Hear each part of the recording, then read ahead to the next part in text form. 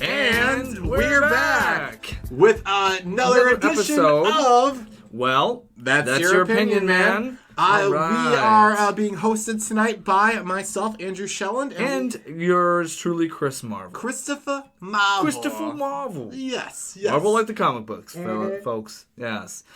So we Nerd are, incarnate. Yes, nerd. Yes. Nerd incarnate. And also, what we're doing, we are simultaneously recording our podcast and also Coming our at video you in HD. Boom. HD, bitches. 1080p, motherfuckers. 1080p, yes. Right. So we do have the capability of 4K, but we're just gonna try the 1080. Ain't no one for got now. storage for that. Ain't nobody got No one storage, got for storage that. for that. Yeah, exactly. Yeah. So this is a new addition here. Yes. It's actually kind of a little test pilot we are doing right now. We're trying it. So instead of simply just whispering sweet nothings into the internet, soft, sensual. we are podcast. experimenting with a fuller platform there. Correct. Chris. Very much correct, yes. We are excited. More content. We actually have an Instagram page now. So Hashtag Hashtag- thick. Hashtag thick. Oh, fuck yeah. Oh, we doing shit. Hashtag thick. Oh, fuck yeah. So what's great is, we have it up and running. We're going to be putting, of course, videos and pictures, more content. So just kind of overall more involved. And so Yes. we're excited to kind of My continue and progress. soft porn career is about to take off. Yeah. Yes. What do you do? I'm a podcast and an actor. What kind of So- actor?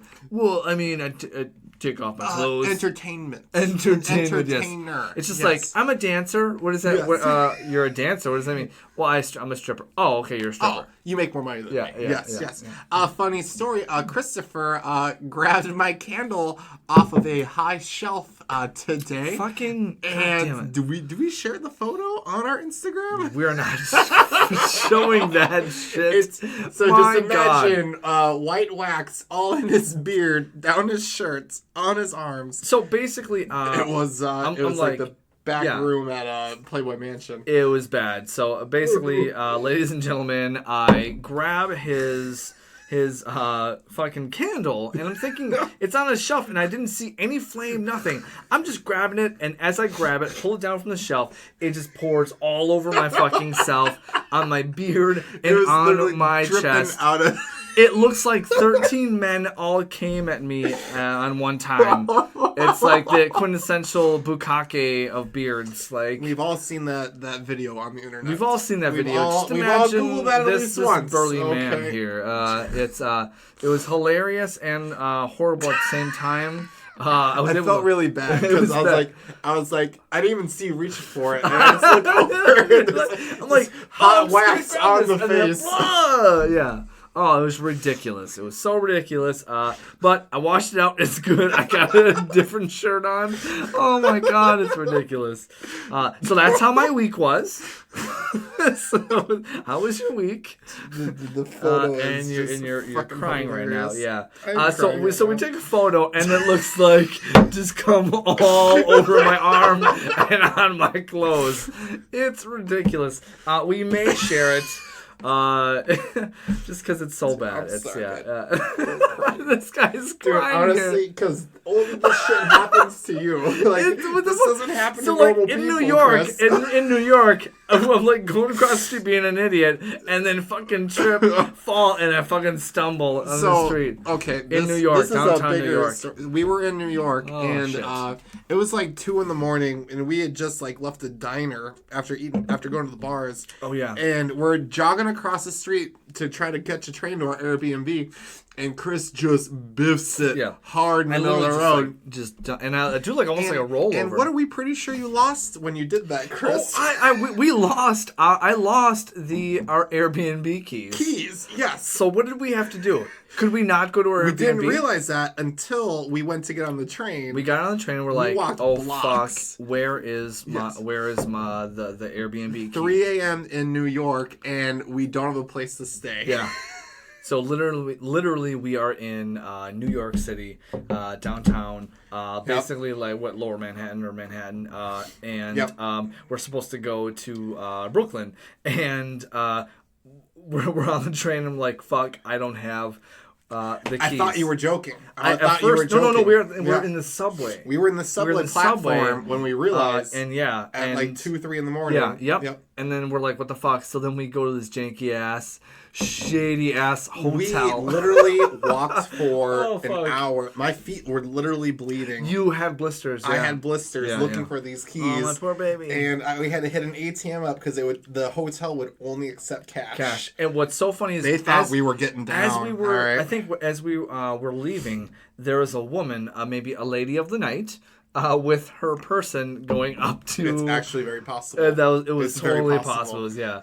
Like, that's just what... So, holy shit. Just seeing this man just eat shit is... it's just fun. Yeah, it's amazing. It's an art form. It's an art form. I do it all on purpose. I'm a traveling act. Yes. Yes. No, it's not about comedy all the time. It's about physical comedy as well. I mean... Fuck, yeah. I mean... There's Chris Farley, he falls on tables. Chris Marvel falls in streets. I mean, I was the only one that saw it, but yeah that works, yeah. And that wasn't the only time I fell. New York was fun. Oh, shit, yeah. All right. Yeah, I think that kind of, you know what, good intro let's right get into there. it. Let's get into beers. Beers of the week. And what's so great is we are going to have an actual beers of the week. I don't know how that's going to work though with video. Vlogs. I mean, you can see us. You get to watch us drink this beer here. So you are very welcome. Perfect. We have 2 Minnesotans going at it here. Yes, we have 2 Minnesota beers. There you go. There we go. So we have a couple. We have to the left of us. We have 56 Brewing, which is out of North Minneapolis. I gotta stop you because that's to your right. But people are going to be looking. Oh. Boom. See how fucking smart this guy is? The glasses aren't just for show, Andrew. To us, to the left of you. Well, to the left of us. So I'm not wrong. You're wrong. Okay. So when the viewers look at us, they're going to say, you guys, that's to the left. To the left. To the left. We have 56 Brewing here. Out of Northeast Minneapolis, or I would say North Minneapolis, not North Loop. It's north. It's northeast. I think the river kind of cuts it. Okay, yeah. I mean, I live in northeast and I walk there. Yeah, are we still considered north? It's northeast. Yeah, okay, yeah. It's northeast. It's the west end of the northeast. You go there and like the city just stops prematurely. It's weird, and it gets like super industrial, and then apparently North Minneapolis really happens. Industrial. So yeah, it's super industrial. So we have 56 Brewing, great beers, and then also it's a very interesting spot. We have Modest Brewing, which is more in the North Loop. Yes, North Loop is the hoity-toity part of town. Did you say hoity-toity? Hoity-toity. Hoity-toity. I'm a 56-year-old man. Gotcha. All right. Yes. I don't like you when your hoity-toity beers over here. I wouldn't consider this a head-to-head because we got very different beers here. We definitely do. Yes. We have. And we can show this for people. It's called Northeast Nectar. It's a honey bock. Honeyback. Which is very similar to what we had drank last week with New Glarus there.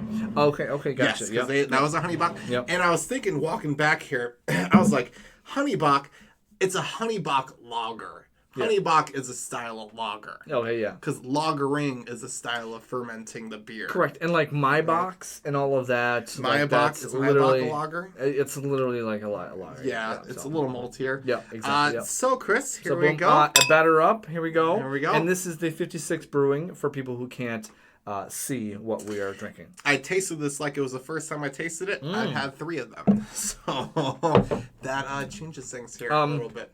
So the honey really makes it nice and sweet, but not overtly sweet. I would say, as a lager, I'm going to take one more sip, guys. I'm going to say that this is not a honey bock lager. This is a lager. With honey. I think it sucks. It's weedy. So weak. I can taste wheat. It's weak tea. Weak tea. It's weak tea. Oh no, I'm sorry. Oh fuck. It's a Northeast Nectar. It's a wheat ale. It is, isn't I'm it? a douchebag. Yes, that's it's why a wheat I'm like, ale. I can it tastes fucking weedy as shit. Look at you and your palate right Man, there. fuck Okay. yeah. All right. Yeah. So for a wheat beer, not too bad. I mean, me personally, I'm not fans of wheat beers, but it's not bad if you're into that. I mean, what would you say is another wheat beer? Is it Blue Moon? Is that a wheat beer? It's a little bit, yeah. I mean, yeah. Yep. I mean, there's It's better than Blue Moon.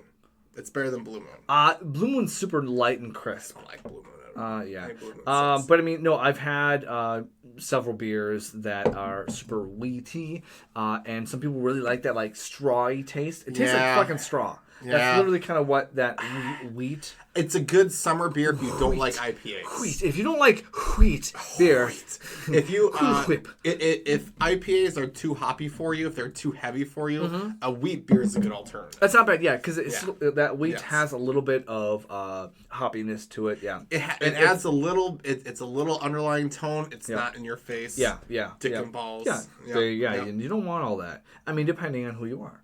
And we don't judge here. We don't judge. Yeah, not that there's anything wrong with that. Okay, yeah, the internet is. No one's being. Right. So I'm going to say for a wheat beer, I'm gonna say 2.5.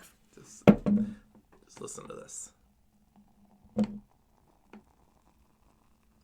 That is absolutely silent. That did not do what I was gonna do. It didn't do what I thought I was gonna do. Absolutely silent. Well, it sounded like. Yeah. So you know that scene in Django Unchained where he's like pouring. Yeah. Oh yeah. Yeah. It's like I want to drink that beer so badly. Okay, gotcha. Like, it's like just the perfect sound. Okay. I don't give stipulations in my ratings. This is it's a 2.8. You don't go out of your way to get it, but if you have it, you drink it. Okay. I won't get this again.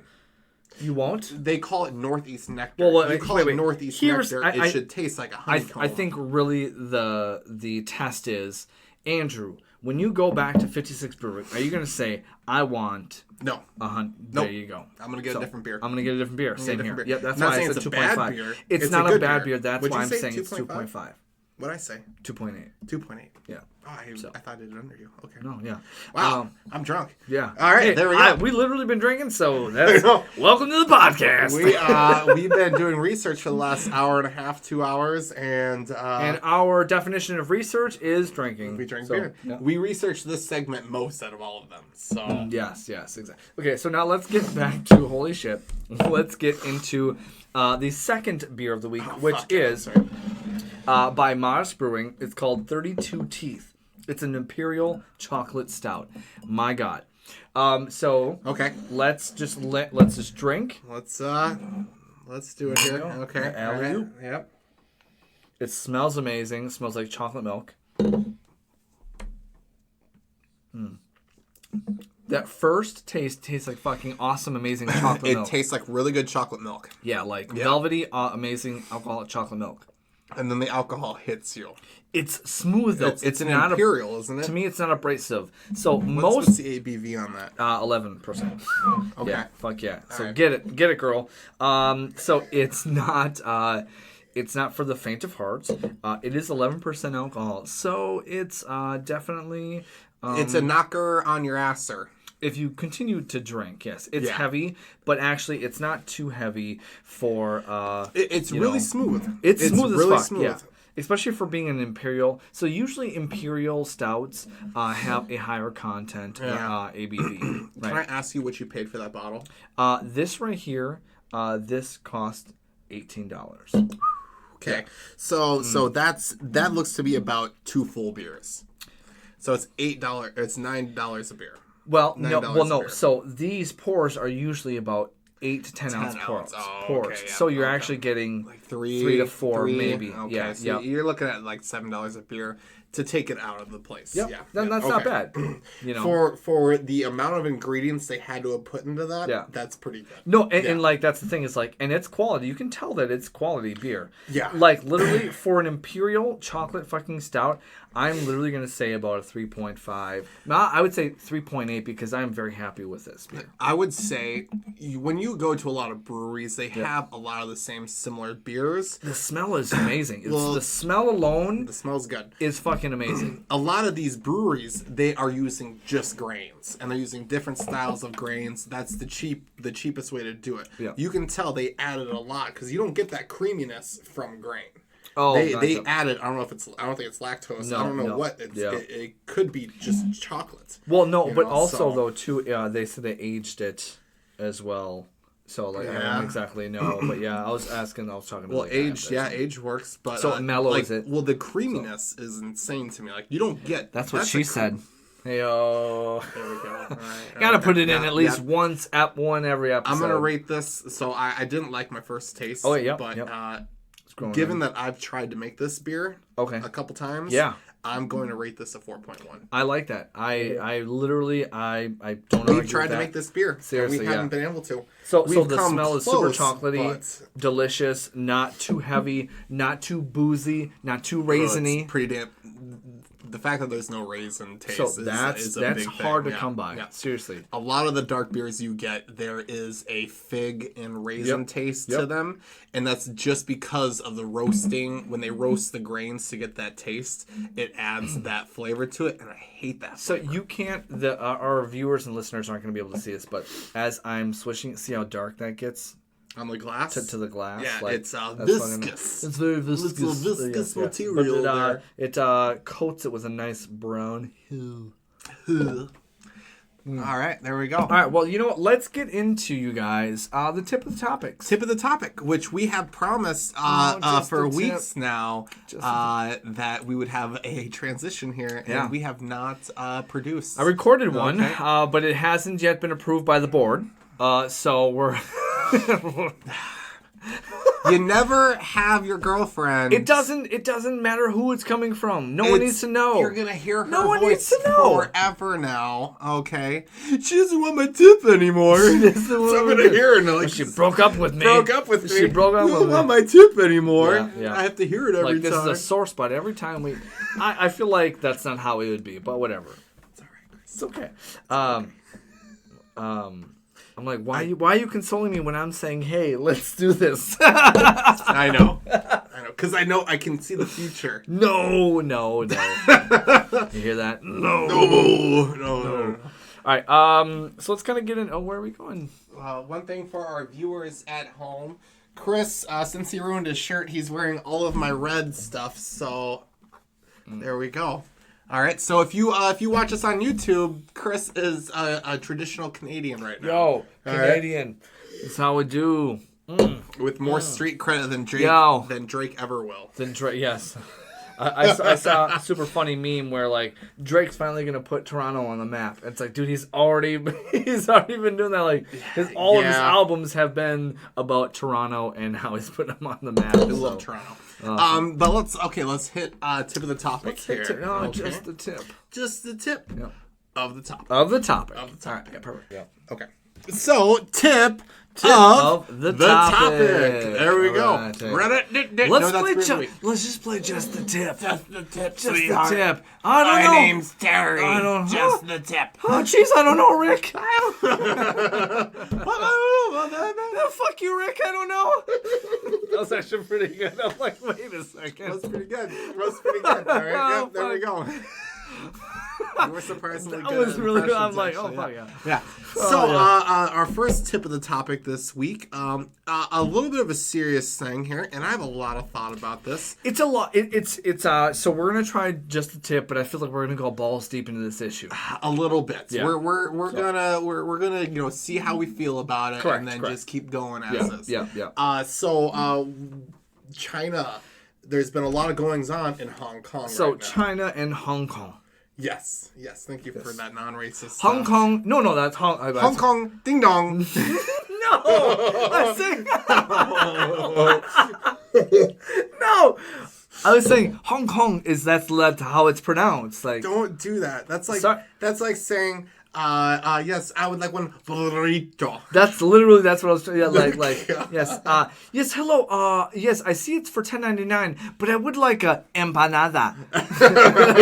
Like this. It's like, why did you just like speak so properly and then you went right into it's like that's a pet peeve. I had a roommate who he was from Puerto Rico, and he'd be like, yeah, and I really enjoy going to Puerto Rico. I'm like, dude, get the fuck out of here. Like, I don't know that's your, you want to like feel that, but Puerto Rico.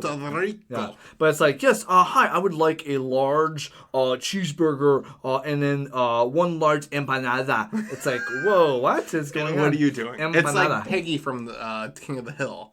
That's how I see it. Oh, is that? Because she would do that shit. Oh, yes, and that's exactly, yeah. So China, there's been some mainland China and Hong Kong. Really violent protests. Actually, the police have really tried to crack down on Hong Kong. So, Hong Kong. I think a lot of people just assume Hong Kong is a part of China. The thing is Hong Kong was actually a British territory for over 100 years. It was won in a war in the mid 1800s. Yep. In doing so, Hong Kong has progressed and gotten used to a different style of living than mainland China. They had, so it was basically Great Britain actually had rule. Great Britain style democracy. So yes, So they were the ones that actually had those territories. It was Hong Kong and then also Tian. There was a few other places. Yeah, other places. And so apparently for 100 years. They had over 100 years. Over 100 years, they've been essentially ruled. There was democracy. And it flourished under UK. Correct. Law. And they experienced democracy. They are Chinese, though. It is considered by the UN Chinese land and has always been Chinese land. So the people in Hong Kong are Chinese. Correct. Yes. In 1997, due to an agreement with the British and the Chinese, Britain handed over control of Hong Kong to China. Correct. Yes. Yeah. Yes. What had occurred, though, is that they had negotiated that Hong Kong would keep certain rights, certain democratic kind of ideals in their system there. Yep. They experienced greater freedom of speech. They directly or were able to directly elect their officials. More transparency in government than what you would expect from normal Chinese rule. Yeah. And one thing that they talked about as far as Great Britain had this essentially almost like a 99-year lease. Yes. With this part of China. And then finally, when it kind of expired, China's like, okay, well, we want to take this shit over. Yeah. The biggest thing, though, is that we had the United Nations. So there's a really interesting thing as to why Hong Kong actually went back to Chinese rule. So Hong Kong was a British colony. Yep. And you'll notice if you look through history, most of British colonies became self-ruled during that time, so colonialism had lost favor during the 20th century, and what China had actually done, and the reason why Hong Kong is a part of China, is the Hong Kong ambassador to the UN had put into a 1,000-page document that Hong Kong and other Chinese territories were simply occupied by the British. They weren't colonies of Britain. So there was almost like this loophole. So essentially, what China did was that they took advantage of the UN and they slipped in this bill, this clause essentially saying that this actually isn't part of when they were trying to kind of break up the British Empire. The major bill, the Chinese added that, hey, all of these other places, yeah, they can be self-ruled. We'll vote for that. However, the ones on our borders, those are still China. Those are just being occupied. It's essentially what China did was say, hey, yeah, you're occupying and you're kind of governing Hong Kong, but also though that's still it's ours. It's ours. It's ours. It's ours, and we can kind of do what we want. Now that fast forward 100 years later, now they actually had to change essentially ownership, and so Great Britain's like, okay, finally they had to kind of like give up rights essentially of ownership of Hong Kong and give it back to mainland China which is the Chinese CC what is it called? Xi Jinping? No. It's the communist party of Chinese China. Communist Party of China. Exactly. So it's a really interesting thing there. I would look it up if you're really interested into it. It's fucked. It's literally fucked. I don't know the population of Hong Kong, but it's got to be at least 1 million or two. And a lot of these people's lives were greatly altered. A lot of the freedoms that they have enjoyed for the last 100 years have been stripped away simply because of a ruling body, the UN. UN doesn't actually have any authority in this, but it's a lot of people that just kind of said, "Hey, I don't want to carry that cross, and we're going to allow this to happen." Like that, I'm not going to die on that hill. I think what's crazy is through the British rule. British rule. Basically, this Hong Kong has flourished. Right? Has freedom of internet. They don't. So China has mainland China has a very censored internet. Correct. They very are, much correct. It's their internet. They don't have access to Google. They don't have access to a lot of websites that we. Facebook is a big thing. They do they push a lot of people to use these websites that are government oriented. We were just talking last week about how 3 Chinese language podcasts have been removed from Apple's ecosystem in China. Mass censorship is a real thing. So here's mainland China. Not to get crazy too much into it, but I think what's the craziest thing is like they've been prospering and what's super great and awesome, right? But then all of a sudden now China's like, okay, we own your shit through the 20 years. Now they're like, oh yeah, now we are extraditing people, and so that's a big thing is China is now extraditing people Hong Kong citizens. Hong Kong citizens, and then essentially trying. So basically, the transparency that the Hong Kong people can kind of enjoy in Hong Kong when they're tried in their court system, there's a better amount of transparency. China has more or less, and this was voted on, stricter rule. China does not have any transparency when it comes to their judicial system, and they are trying to get it so they can take a Hong Kong person and try them in mainland China, where their court systems are much more authoritative and much less transparent. Basically, they could try, they could make up these, these. I think it's like, if you don't mind me interjecting, I think it's kind of like how you. It's almost like here when you smoke pot, right? Like let's say a pot charge, it's gonna be less, right? If you go somewhere else, it's gonna be like death penalty. I think that's the biggest thing. What they're saying, what I've heard the argument is that from the Chinese argument is why it's good that they're doing this is because Hong Kong has been a safe haven for criminals. And so, sure. And so what they're saying, comparatively, yes, because the Hong Kong laws are way less, more liberal. Way more. So basically, they're like, hey, no, we like fucking. This is a safe haven for criminals. We need to stop this. They can just go to fucking Hong Kong and live there, and then live outside this law. Well, the definition of what a criminal is very different. Yes. And so that's what I mean by as far as like, speaking out against the Chinese government is against the law in mainland China, but in Hong Kong they at least until 2004 they had that right.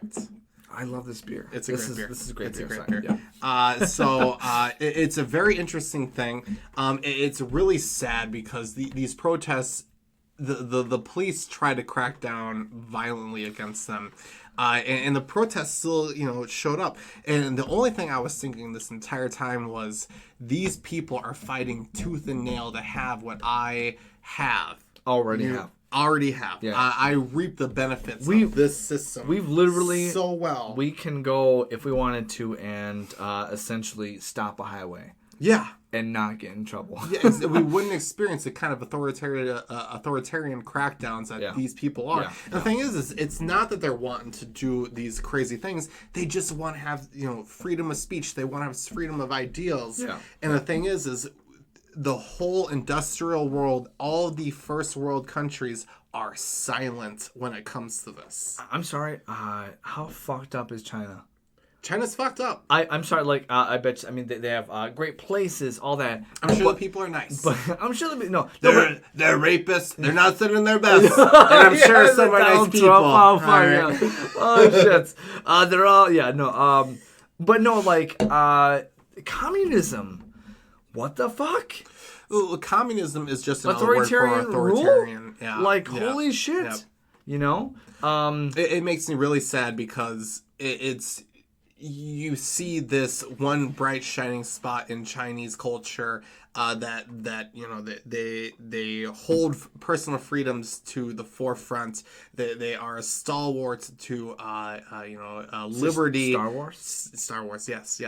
Okay. And to see it slowly be eroded away. Yeah. And so many people just crying out not to allow it to happen is it's very sad to me. And the one good thing we learned today, actually, news just released like 12 hours ago, the extradition law allowing China to extradite people from Hong Kong to be tried in mainland China has been put on hold. Yeah. So due to these protests, and which is great. The people went to the streets and they stopped. They got something. shit done. That's fucking awesome. Well, they have That's so many fucking awesome. Yeah. I love it. Yeah. That makes me feel great. Yeah. Honestly, I feel like sometimes Americans, that's what like they want. They like, especially younger generations, like, fuck yeah, let's go out and take to the streets. But like usually we don't have that large of a movement. But I feel like this is just one entity that it's easier to fight against. Yeah, you know what I mean. Like there aren't that many underlining different. It's a very black and white. Yeah, like hey, we are all very against specific this cause. Thing. Yes. Yeah. So, and I think it's when we see protests here, especially in Minneapolis, it's for programs like China would. It's interesting. The free countries are fighting for more socialistic, communistic policies, and the people that are trying to be taken or that are being actively taken over by communist, socialistic countries are actively fighting for what we are kind of neglecting or we are not holding to a high standard. Okay. Yeah. That's you're like it's the fuckery of the world. There we go. All right. Well, we kind of went balls deep in that. Not too bad though. That's we didn't blow our load all on that topic. I'm more than a 2-minute man. All right. I got you. Yeah. I got you. No. So, I mean, we don't always have to get right into it. Okay. So foreplays can never be underrated. Foreplay is never underrated. I like to feel like I'm special. Okay. Gotcha. When someone is foreplay on you, is that when the So I believe our next tip of the topic here, something that popped up in the news last week. We here in America, because we have so many international listeners, a baker in Colorado. The gays, the transvestites. I don't know what to call them. Got boobs and a dick. What's going on here? A Colorado Christian baker has been sued for a third time. Yes. So he was sued because he refused to make a cake for a gay wedding. Two gay weddings. Yep. He was sued twice. He was sued twice. Yeah. And then he's been sued again because he's refused to make a cake for a transsexual's gender reveal party. Really? Yes, so there's been a third lawsuit against this individual, Chris. Okay. Chris, I would like your initial reactions to that information. My initial reaction, I feel like I have to preface. I feel like with these situations, I have to preface with what I feel, you know? I don't... Because I feel like if I were just to answer it, someone would say, "Oh, he's homophobic. Oh, he's, you know, whatever," right? That's the climate we live in. Yeah, no and matter like, no, what, oh, regardless if you're a cisgen man, you don't know what the fuck you're talking about, or you don't have a... You're a cis white male, you asshole. Yes. Piece of shit. No, but like, that's what I love about America, right? Is that you have the right to... why are people going to this cake guy? If you already... Know. So they know. Like, come on. You guys, fucking stop. Like, listen, then this is what I love, and I feel like this is how it should be. Is that this guy is saying, you know what? I don't want to make a cake for you. It's his private business. He can do whatever the hell he wants to do, okay? And you know what? What's great about America is that you can say, you know what? Fuck you. I'm not going to buy a cake from him.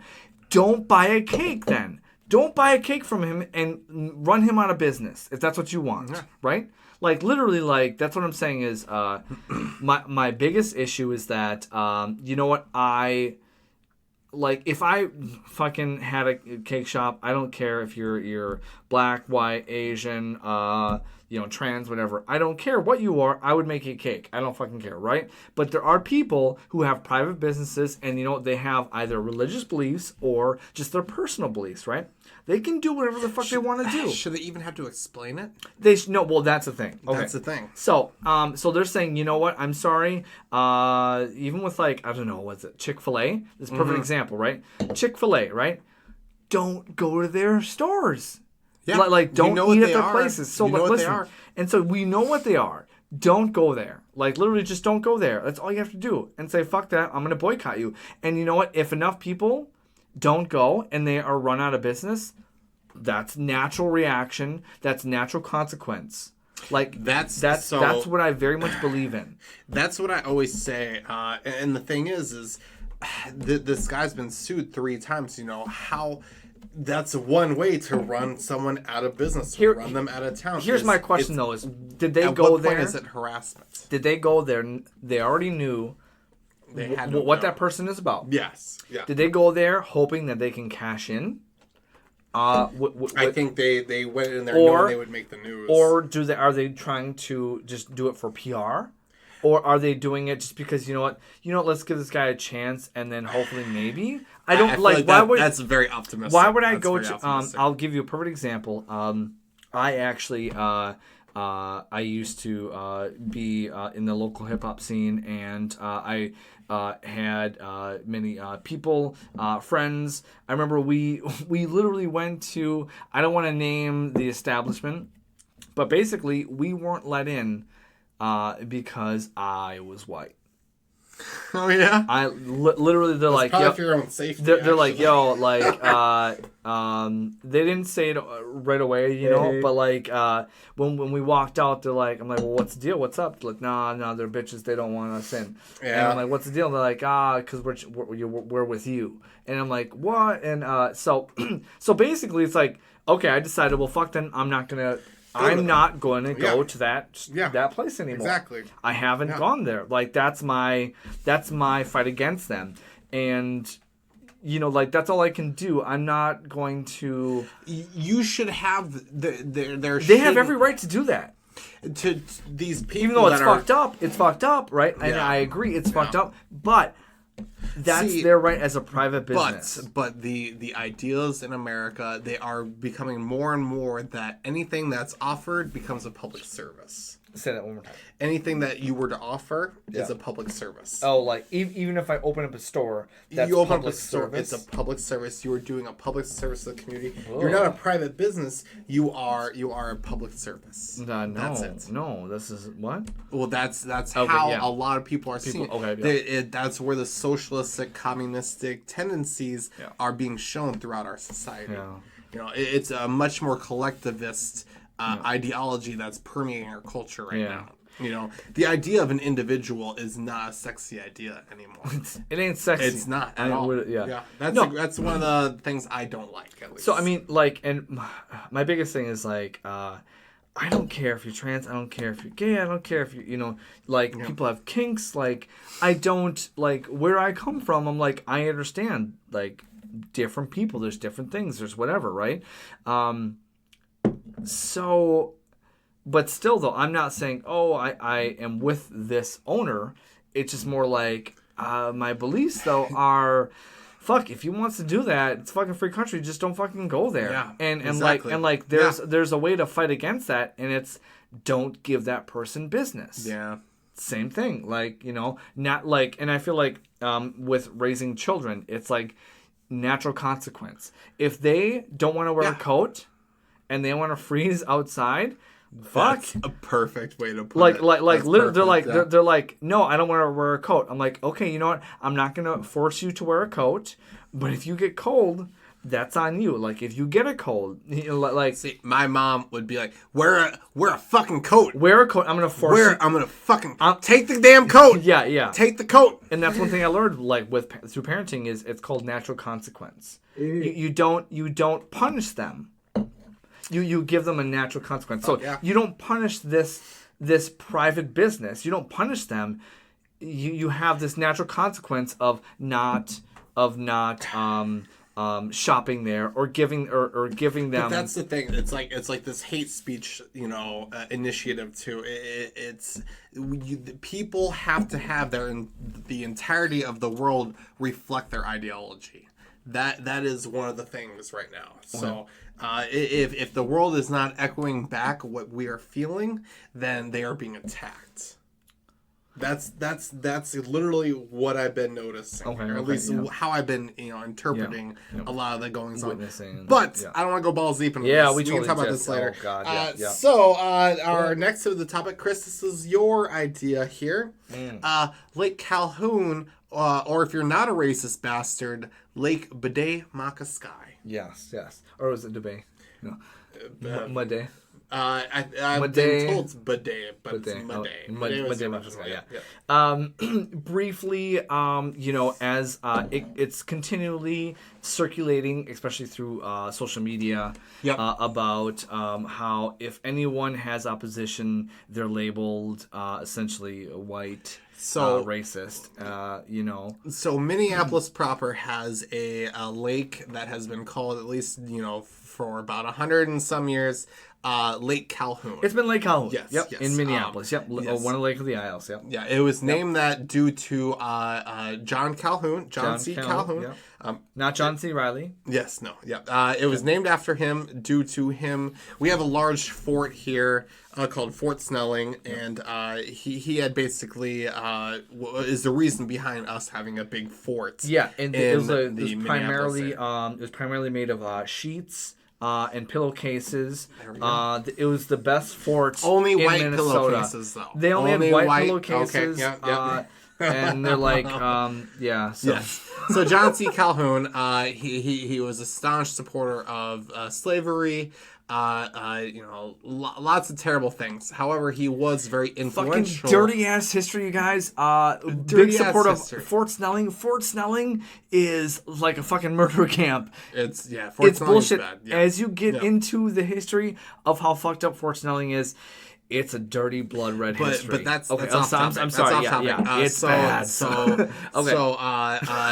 there's been this big goings on about renaming Lake Calhoun to its original Dakota name, Bde-Maka-Sky. Yep, exactly. Yes. And I'm totally cool that I have no issues with it, right? Mm-hmm. I do. The thing that I have issue with is how people give other people shit for continuing to maybe call it Lake Calhoun, because even though we have businesses, so we still have, and I'm sorry. Okay. So we have this. We're changing the name of this lake. Yes. But we still have streets still named. Oh, the whole We have the whole everything. area around the lake. Lake Calhoun is a Yes. big lake Yeah. in the metro. Yes. and businesses have created their identity around And it. even like Yes. logos, like whatever, right? So Yeah. I feel like it's hard, and I think it's okay to have both. Like especially with like old like people who've for years and years and years. You're not going to say. I think. How do I say this? This is my perfect example. Is that the Minnesota Wild, right? You know how Yep. they were literally the North Stars, North Stars, for which is a so much better name. long. Yeah. Yeah. But then they of course moved on. But it's like we still have North Star jerseys. Yeah. We still have North Star jerseys, right? Yep. And so I just feel like there's people who have gone their entire lifetime. This is Lake Calhoun. Yeah. And I'm not saying that like you are a racist asshole if you want to continue to call it Lake Calhoun because that's what you call it all your life. But also to give though, to give an idea or a taste of the how people are discussing it, that is what people have been more or less put towards. If Lake Calhoun, if you identify with Lake Calhoun, you're a racist piece of shit. Yeah. Businesses have gotten threats and shit like that. So it's a very interesting time. Yeah. What I want to say really quick is this whole conversation is bullshit. The renaming of a lake is fucking stupid. First of all, you walk around the lake, you don't see a native person there. You don't at all. It's not a native stomping ground. It's a bunch of hipster motherfuckers that want to walk around a cool sounding name like Bidemaka and then they want to feel rock hard good about it because we changed the name from a racist asshole. No one gives a fuck. No one cares. It's a fucking name of a lake that people like to ride their bikes around. That's it. They want to feel empowered. They want to feel like they've contributed to society. They want to jerk themselves off by changing the name of the lake. That being said, Bidemaka means White Earth Lake. Racists win either way. So, I mean, in the end, it's a moot point anyways. You can either call it Lake Calhoun, a white racist, or you can call it Bidemaka, which is a white earth. So, Jesus. Either way, the whites win. No, all right, I'm just saying. No. God damn it, They Andrew. totally God fucking do. damn it. They totally do. And, no. If you framed it in that way, it's the conversation. But here's the thing: is like in especially South Minneapolis, there's still a large portion of indigenous people here, like natives. Okay, there is.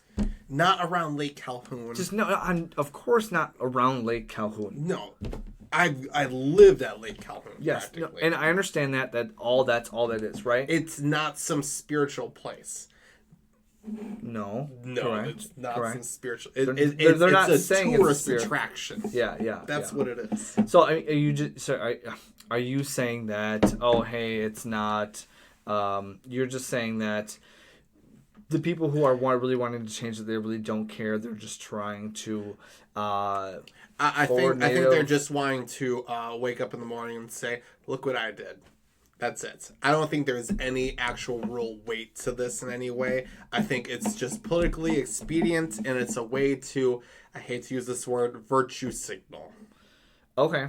That's but how I see it. It's a way I to don't know. virtue signal. Oh man, I think it's. This is my personal opinion. Okay, you ready? Is that more and more, with Native Americans and their culture to continually have it in the forefront. I'm okay with forwarding this. Okay. Forwarding, and like to have that because of course Minnesota is super native like connected. There's a lot of native connections. We have tons and so the more we appropriate, the more we gentrify, the more we whitewash. Minnesota. I wouldn't. No. How many? Look, I'm how not many going to say towns- genocide. I'm not, and I'm also going to No. say. I know what you're saying, but yeah, how many towns are named after native names? You know, A lot. That's Minnetonka. Minnetonka. Yes. Milwaukee. Milwaukee. Milwaukee. Yeah, Yeah, Milwaukee. yeah. To say that they are been banished, from society is a very BS thing. But also though, but us talking about it though, even talking about this renaming of a lake, right? Yep. I dig the whole, hey, this is kind of fucked up. Like, no one talks about Fort Snelling and how bad it was. Everyone thinks it was like a sacred, awesome thing that we have for Minnesota. Forget Fort Snelling though. Yeah, no. We can do a whole Yeah, thing. no, that's totally yeah. I'm just saying, like, my whole thing is cool. They changed it. I like the natural, the original naming of it. Sure. I don't fucking care though. Like, I don't care about the argument. Yeah. Okay. That's my biggest thing. I don't care about the argument. whole Like, thing why is- are people are choosing sides about something that's kind of cool? But they're choosing sides. Like, if you want to call it Lake Calhoun, it's been forever, right, through the whole lifetime, and then also now they're changing it. Like That's a whole thing. No, but 'cause- my point is that they're renaming it, right? Yep. If you're not okay with the renaming, you're a racist asshole. And people, if they who are accepting it, cool, awesome, right? It's just, my whole thing is like, it's almost like just like this small little thing that creates division. It's not supposed to create division. It's a non-issue. It is an issue because it's out in social media. But it's the name of a body of water that a bunch of tourists go around. Yeah. Well, It should be a non-issue. Yeah. Who cares? But to say that it should be a non-issue should also say that it shouldn't be an issue to rename. In the end, you end up putting these, I guess these ideas. I'll be honest, you know what I against don't each know? other, You know what I don't know is I don't know why they renamed the lake. What was the I think it was just called Pidayamakaska. No, I'm sorry. I think it was just called Lake. It was 1930s. It was named in honor of John C. But Lake here's Calhoun. my question: is that so? Then someone heard of the Pawnee massacre, and then they're like, they want to change it for my Parks and Rec. I don't. I don't know. There's a whole history there, but we digress. Sorry, right? yeah, Do we yeah. feel good on that? Yeah, I know. that feel good? Yeah. All right. I don't know if there's any Feel good? resolve, but it's more like just a tip of the topic.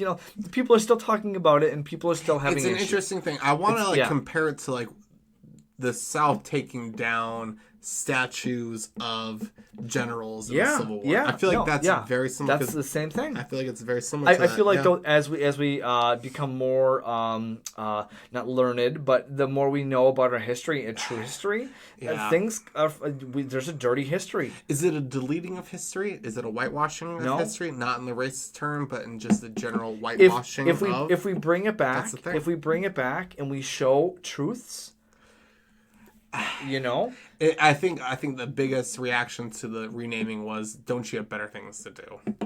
That's your. I think that was the biggest. reaction. That's your opinion, man. That's your opinion, man. Fuck There we go. I think we did agree, disagree a little bit on that, yeah. which Chris and I don't normally do too awful much. yeah. No. Cheers to There that. we go. All right. So we are going to head into our deep dive here. I am far too drunk to be talking about. We're already this. like an hour in. No, yeah, we're a little bit. It's close, yeah. That's So this week we chose a topic that anal sex. You for it or against it? That's not it at all.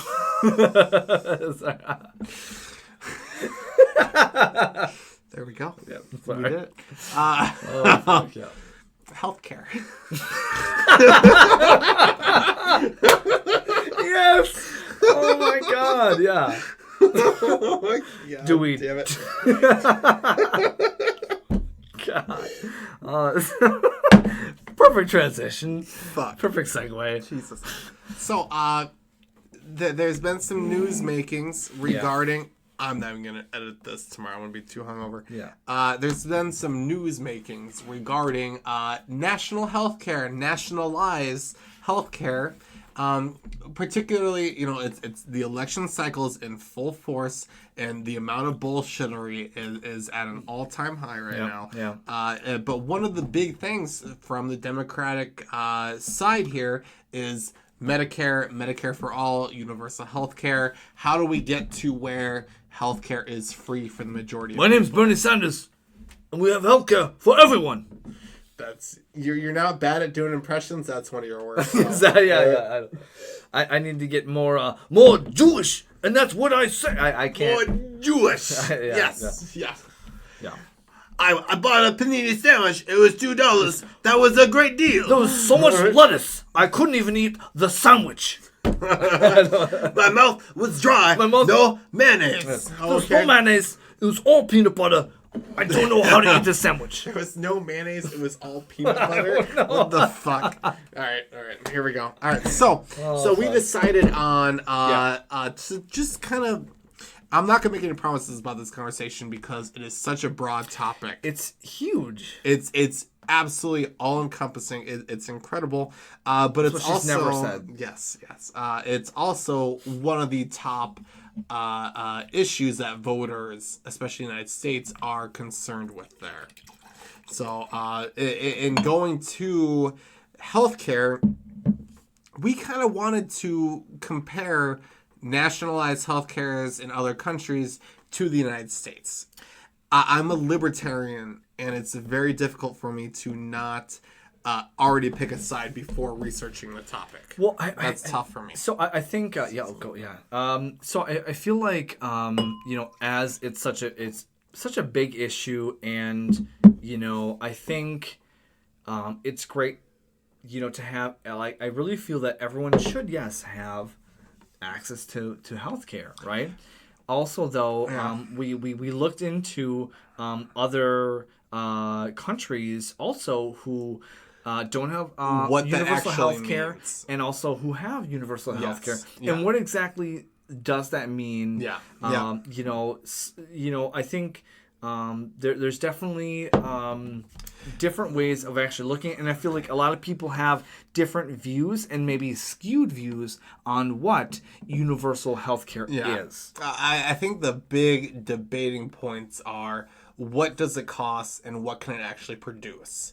And the thing is when you see these Democratic candidates running for president, they can promise the world. That's the thing. When you run in a $1 trillion economy, or a $4 trillion economy, you can promise the fucking world and get away with it, because people, when you extrapolate out that far, you really don't know. Well, you don't know. I think when it comes to and how you're talking about as far as the candidates and all these issues with free healthcare, I feel that there are a lot of people who don't exactly know what universal healthcare is. And what I think what happens is that when someone talks about universal healthcare, I think an average U.S. citizen thinks it's like free healthcare. Yeah. I don't have to pay for it. We all pay for it. I don't know. Like, I just get it. And it should all be free for anything and everything. Which you won't find a person in the world that says someone shouldn't be able to have access to health care. Yeah. No one, no good person is going to say that person shouldn't get medication. Yeah. Of course not. But the question is there's a balancing act between incentivizing growth in medication and providing medication. Yep. And how do you do that responsibly? Not even medication, but like medical health. Medical service and those kind of things. Yes, that's what we're talking about. In the end, there is a balance between access and innovation. Yeah, yep. That is a big thing. No, you were talking about. So we did some pretty decent research actually. We took some time on this one. We didn't do a podcast last week. No, just because we were trying to do this. Yeah. And so I know that like we were a lot of things that we were coming into is that like pros, cons of universal health care. I was trying to research kind of like what our American system is like right now, and kind of what we have come to is like America's probably one of the most expensive or Yeah. like almost, if not the most expensive. We are the most expensive. Yeah. But we do get some things from But it. also, though, and I remember you had a statistic about like how we are. Was it the 16th? Was it? Okay, so first of all, I would like to preface that the no healthcare system is the same. So it's going to be incredibly difficult to compare these properly, and the average different American people, different Yes. ways of Yeah, lifestyles. yeah. Everything is all different, especially between different countries. Yes, So, yeah. and the thing is America, we have hundreds of insurance companies, Private insurance companies. private insurance companies. Their experience, differs wildly. So you can only look at overarching statistics. Yeah, yeah. When it comes to this. So I suppose so. The United States, we spend on average around 17% of our gross domestic product (GDP) on healthcare. That is what we do. For a comparable industrialized country, they spend about 11%. That's a big difference. Yeah. That's billions, hundreds of billions of dollars there. And the question is are we getting that money? That is the question. Are we getting benefits for what we're paying for that? Yeah. I'll admit I tried to look at more of a libertarian free market aspect of this, and the few things that I was able to find out, at least in the last 2 weeks, was that we have in the entire world, one thing I looked at was the top 30 hospitals. 16 of the top 30 hospitals in the world are half. in the United States. Over half of the top hospitals in the fucking world. We're not half the world's population. We're what, a tenth of the world's population? No, we're a 20th of the world's population. And we dominate in this industry. And the thing is you can say, we have these hospitals, but I can't go to them. The thing is these systems that are put in place, the benefits of these systems are not contained within the walls of that hospital. And so one thing that through when we were discussing is that these 16 of the 30, like we are one of the ones that have the highest what do you call it, advanced technology, or technologically advanced hospitals. Correct. Yeah. We are on the cutting edge. Yeah. Yes. Yeah. And I guess when looking at, why is that? Because we're a large country. We're not the largest by any means. No. And we have many different systems, state to state. We don't have a homogenous healthcare system here in the United States.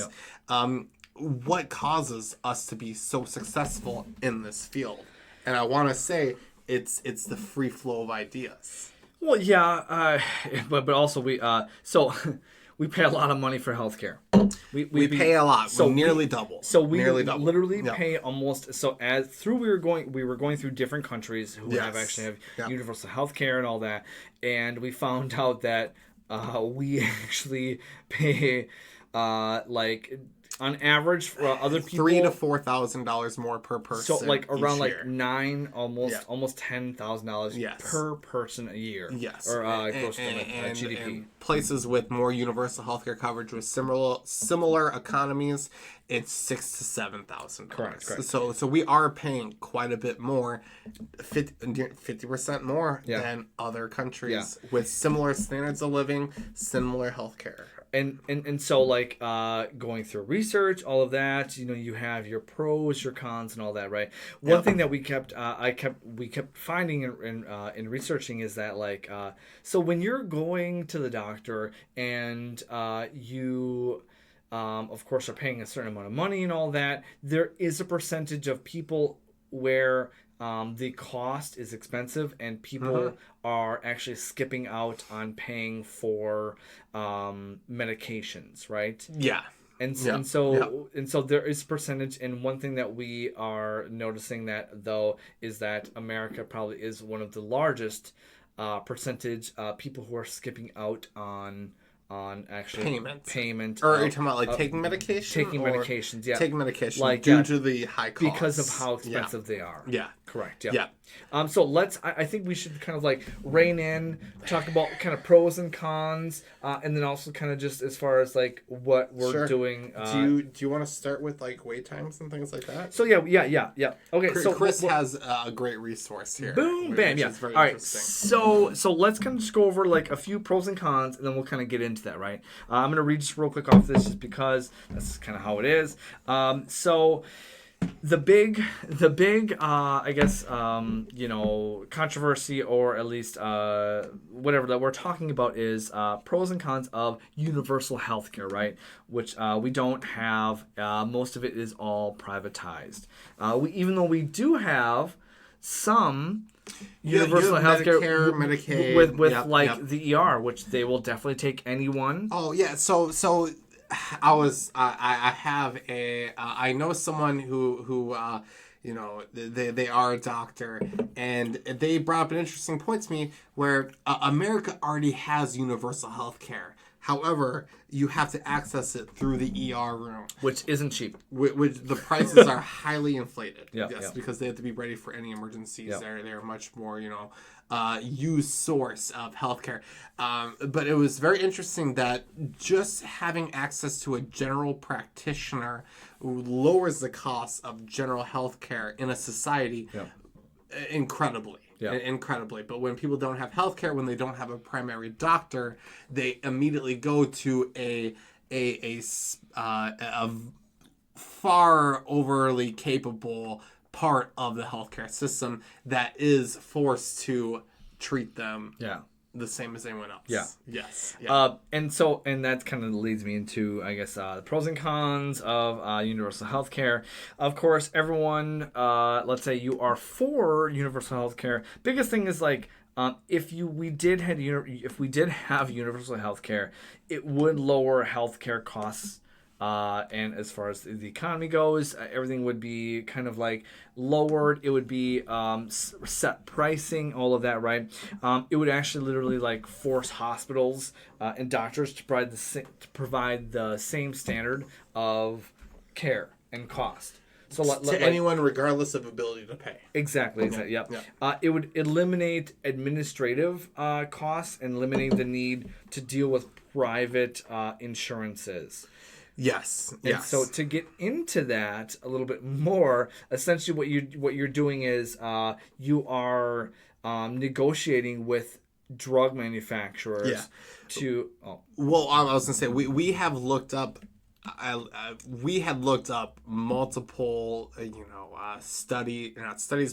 multiple, why does American healthcare so much more expensive than other countries? And easily on every single one, I didn't see one that didn't say any other reason. It's administrative costs, and it's negotiating ability. So administration costs, because we are not, an insurance company does not have the whole population of the country. And it doesn't have the authority that that the countries do have. Countries can, national healthcare systems can forbid a drug from being offered. So so I'll get into this to clarify. Let's say there's I live in a country and we have universal healthcare, right? So we have so many people under our umbrella, right? So what I can do then is I can kind of be like Walmart and say, listen, I have so many people that want to buy your shit. Listen, but I don't want to pay that price. But I'm not going to pay that price. So I actually have more leverage having all of these people under this umbrella. So I can almost negotiate drug prices. And these people want access to these markets. Correct. So if I'm a drug manufacturer, I'm like, oh shit, they have like 5 million people. I'm like, I want to get into that. So yes, I'm going to adhere to your standards or your pricing. What I think is really interesting, so even the UK, they put a maximum on pricing for prescriptions, and the thing is they actually end up limiting access to certain drugs due to that, why even if you could pay out of pocket, why would you deny access for a drug to your market simply based on economics. If you did that, then your negotiating power would go away. They are literally not allowing access for drug manufacturers to their entire country in order to regulate pricing as a whole. Because if people don't, if people are going to pay out of pocket, these manufacturers would just go around the whole system. And that's kind of when it comes to cons. Yes. When you are the pro of universal healthcare is you're keeping pros. You're keeping costs low, right? Like you're literally okay, this is how much it costs for medication. This is how much it's going to cost, and the government will regulate that, which is great. Like they will regulate. Hey, this is how much this is going to cost. This is how much your provider is going to cost. This is how much procedures are going to cost. So they're the ones that regulate kind of an overall. It's not nearly as foreboding of a system. Correct. It's black and white. Prescriptions in the UK are typically $7 a prescription. It would be transparent. When you're going to the doctors, and so that's a pro. Yes. Also, now let's say go to the negative.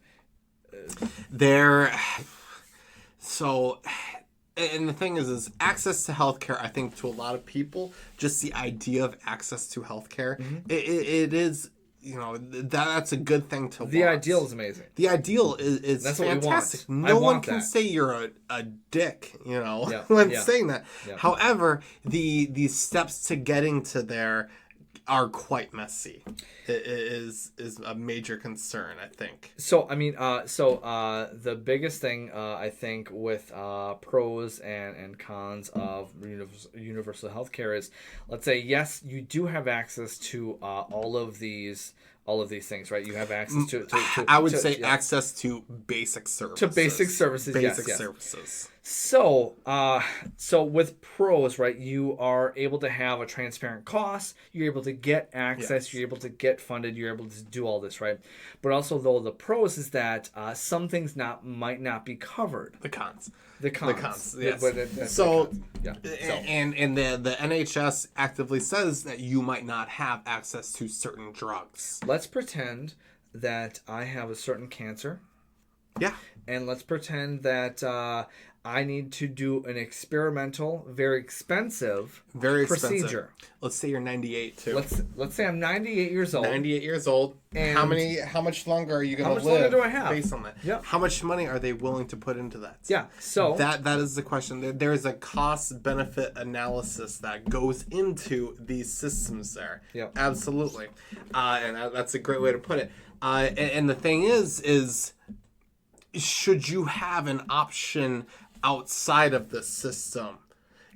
So the way I put it. No, let me even do this even further. I'm sorry. Go ahead. Let's say I'm 13 years old. Okay. Right? All right. And there is a 1 in 3 chance that I will survive. Mm-hmm. That's not that much. No.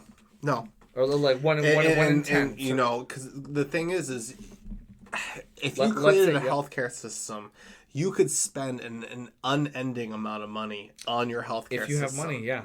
If you wanted to provide top care to everyone, true care to everybody, give everyone the best chance possible, you would spend an amount of money that is not here on Earth. So, and that is the question. So how do you determine morally what to spend that money on? Yeah. That is the question. You can justify spending money on having everyone have a general practitioner. Yeah. However, when you create systems where they are beholden to, because in the end, when you create these systems, you are constraining these people to these terms. You end up limiting the ability for people to go outside the system and truly earn their health care. And let's focus that ideology, that view of. So I am. What was that perfect example of where? We had Alfie Evans. Yes. Alfie Evans hit the news. This was about, I think it was almost exactly a year ago. Yeah. I believe he was about 1.5, 2 years old. He was basically DOA, dead on arrival. Yeah. He was fighting a terrible condition. Italy had a very experimental drug that would be potentially, beneficial to Alfie. Might help. Yes. Yes. And the thing is This was under universal health care. under universal health care. So the British government had decided that Alfie Evans is going to die, more or less, because So essentially, they said, "Hey, this disease, there's no proven treatment. He's done for. We're not going to not allow gonna him pay." to. Well, they literally they shut off his respirator. Yeah. Okay. So this family had to go to court to keep their child alive. They were going. The doctors determined in the UK that this child didn't have a chance to live, and they were going to stop giving assistance to this kid here. Yeah. The parents wanted to take this child to Italy. However, the UK government did not allow that. So what they were going to do was they were going to shut off the respirator for this child because he was dead. He wasn't going to live anymore because he can't live in the UK. Yeah. And the thing is these parents had to go to court to keep their child alive. To say that is a just system, it's a system that might supply more people with access to the healthcare, but it dramatically takes away autonomy and it takes away opportunity from people. You could call them privileged people that can go access other healthcare, but still it's taking away a parent's right to defend their child. So totally they talk about this as far as in the with I don't say Obamacare, but during Obama's administration, they were talking about death panels, Death squads. Basically, what they were doing is they were putting these people that weren't tied to the health industry. So basically, they had with the Obama administration, what was described as death panels. Yes. Which is cost benefit analysis panels. Yes. So they wanted. So what they did was he ordered we had essentially a panel of people who weren't tied to the medical industry. Essentially, they would decide on what was appropriate spending for healthcare. Yeah. So that's what, because the thing is inevitably these countries and these the people running them, they will run into budgetary constraints. That's absolutely if someone needs medical attention, and it's like you could just pump so much money. Well, yes. Well, I think the horrible thing is like, say someone from the time they're an adult to when they retire, if they do everything right, they save up, they have good health insurance, and they come up with some disease, should those people that had invested for this this horrible thing to happen, should they not be allowed to get service that other people who did not plan for that would not be able to afford? Should they not have access to that service? So that is the question, I think. I mean, because markets. I'm going to add to that question. All right, go ahead. Yeah. Because when, let's say we are in a, what the hell is it called? Universal healthcare system, right? Okay. And let's say you don't match what is affordable, right? Or let's say your condition isn't affordable, or like it isn't worth investing. Yes, towards. yeah. Are we still able to go to the private sector? So this is the where it really came into being tough to compare these healthcare systems, because the UK, I think, is the easiest because it's the most extreme. It's a fully nationalized system. Yep. France is a very nationalized system. However, they do have private hospitals. They do have private, semi-private insurance in there. Majority of things are covered by the national healthcare.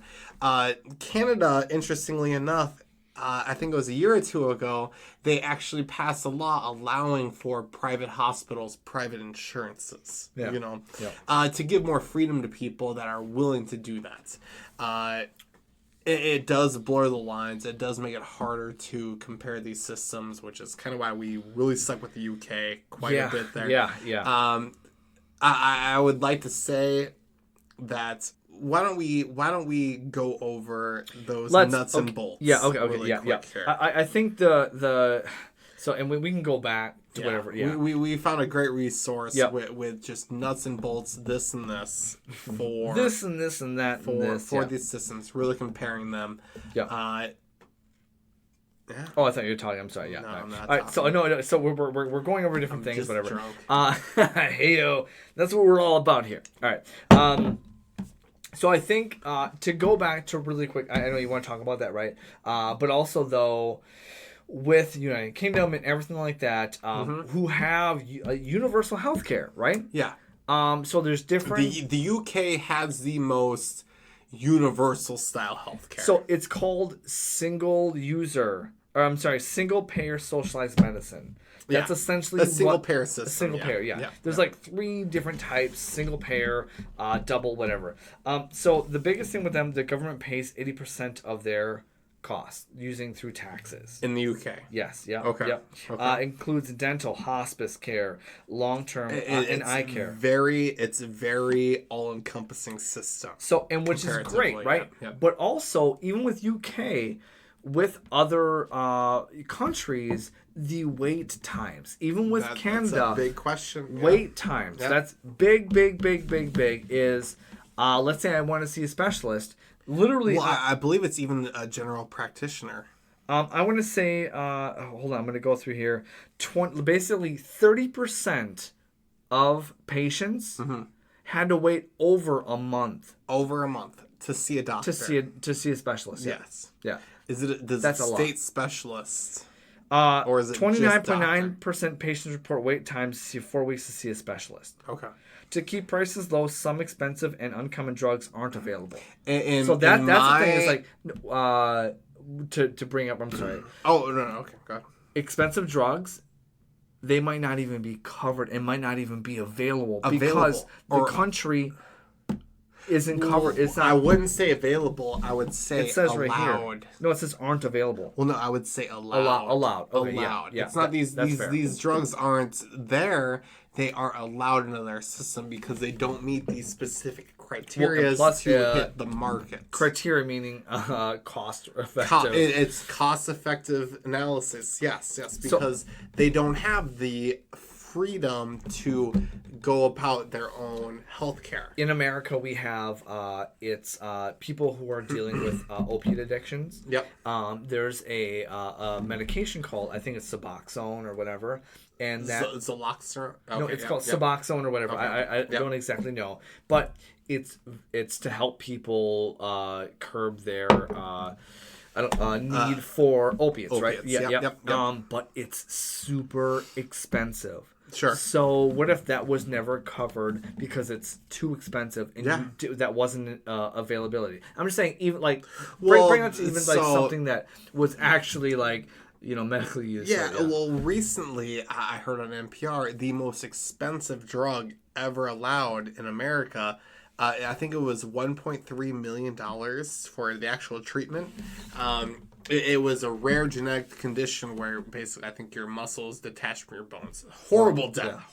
Yeah. But there was a drug, it's not a widespread disease. There's not much profit there. No. This company came up with a cure for it, and it was $1.3 million for the cure, Yeah. And the thing is you're on the hook for $1.3 million. The amount of money you would make in your entire lifetime. Yeah. But the thing is, should you have access or should you not have access to that just because it's expensive? I love that. That's the thing. That truly is. It's an astronomical amount of money, Fuck. but the only reason why it exists is because they can charge an astronomical amount of money. It's almost like you're saying, do you want this life pill? How much is this life pill? Yeah. And that was an argument is because people will pay an absurd amount of money That's the thing. to have a life. Well, and the thing is they are paying millions of dollars to make these. So if in me being libertarian and in my research, medical research companies and insurance companies, the amount of money they spend into research and development, R&D, as a corporation, it's a lot. It's the highest, if it's one of the highest, if not the highest industries percentage of their budget. So medical research companies, they spend 20% of their budget simply on research and development, not admin costs, not supply chains, not those kind of things. The amount of research and development they do is 20%. So you're I feel like, and I'm gonna kind of forward this. Yep. I feel like what you're saying is your argument is saying that if this wasn't privately funded, it might not exist. it might not, like, the research might not be there, or might not be as much, or might not be as widespread because this privatized. The Let's say it was government control. marketplace. If the government just deemed Yes. it, no, we're not going to put money into this. It's too expensive. Exactly. Or we're not going to use our profit or money. A top-down system does not have the ability to be as flexible as a free market system when it comes to researching drugs, researching types of care, standards of care. Another thing I would say is, at least in the United States, and this is probably similar in other countries, is a surgeon can't learn how to just remove an appendix. A surgeon can't learn how to just change out a heart. That. Okay. Yes, I love it. You can't just learn specialized services. Yeah. You can't go to just an X-ray shop. You can't. You have to go to a hospital that is capable of providing a full range of services. That's the thing. We do not have true capitalistic competition in these fields. I fucking love that. Right? Why can't we find someone who, like, oh yeah, they only deal with knee replacements? Yes. No. Like, you gotta go to the fucking hospital. You have to go to this main. You have to go to a person. Well, God damn it! Yeah. You have to go to a person who knows how to change out your knee as well as resuscitate you if God knows what happens. And there are you have to know about the body. Risks. Yes. There are more risks in that system. However, the amount of routine things that occur, when they say that, I would say the best way to put it is when they say that an abortionist needs access to a hospital and people don't like that because it's trying to close down these abortion clinics. It's very similar, in an abortion, the way liberals see an abortion is how, conservatives should see a knee replacement. It's a typical procedure. Yeah. Fuck. Shit. I wanted to talk more, but I feel like we could continue to talk about this blue in the face. But I know that the biggest thing with I want to kind of close this out. Yeah, we should probably. Yeah. No, it's definitely low battery. We should close out because literally that computer's. Oh my God! So yeah. But basically, and you're getting ready. So anyways, so a lot of people say that the positives is that universal healthcare, right? Negatives is just as far as the coverage, you might not have it. Yeah, so you know what the thing is, we can talk about this blue in the face. We can talk about this we're gonna forever. have to cut this off because my computer's about to die. Gonna die. So yeah. So in all honesty, we hope we just kind of piqued your opinion. Yeah, I wouldn't piqued say your interest. Piqued your interest. Don't form your opinion on what we just said here. I would say take this as an interest piquer.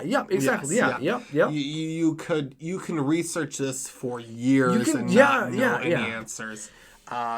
My biggest thing is believe go down the rabbit hole at least, because what's so great is when we went into it, there's no clear answer, and I feel like when you watch social media, when you watch the news, it's all super black and white. I fucking hate that. It's bullshit. It's so bullshit. So just kind of listen to what we're saying. That there's plenty of shit to go through. It's all important. It's literally all important. I would say if you're an American, you need to take your health insurance seriously. Yeah. You need to research it. You need to decide what insurance you want. Yeah. I would say that's one of the big things. Yeah. When it comes to the debate, no one's gonna come save you. Yeah. You gotta save yourself. You gotta save your money. You gotta treat your health care like you treat your life. You know, Okay, yeah. you gotta have an HSA, now, health yeah. savings account. You Yeah. need to have health through your employer. Yeah. You need to predict, or you need to plan for a time where you might not be able to work. Or just call Uncle Bernie Sanders, and he'll Yes. help you out. So That's the thing. he's a millionaire. He's a millionaire. Yeah. So yeah, I Right. would say just plan for the shit. Plan for the Plan for the shit. Yeah, Plan for yeah. the shit. You know, Yeah. live. You know, don't buy the shit you don't need. Save that money, fucking, because shit's gonna hit the fan at some point in your life. We literally never talked about the con is that when people have universal health care, people are thinking like, me as a healthy individual, I have to pay for an unhealthy individual. That's a Yeah. whole other thing. You're an Like, unhealthy you know, individual. like fuck. But it was There's a million things we could Listen. talk for Yeah, hours awesome. about this, Yeah. And the thing is we only researched this like 2 weeks, 3 Yeah, weeks. yeah, you know, yeah, yeah. I mean, So, besides our general information, Yeah. you can go forever. Yeah, you can yeah, go forever. Just save your money, get an HSA, and fuck Bernie Sanders. Good, Jesus Christ. All Bernie right. Well, hey, Sanders. you know what? That concludes our weekly podcast of. Well, that's your opinion, man. We want you to come back, listen to us, give us a like and share, and we will see you next week. Yes.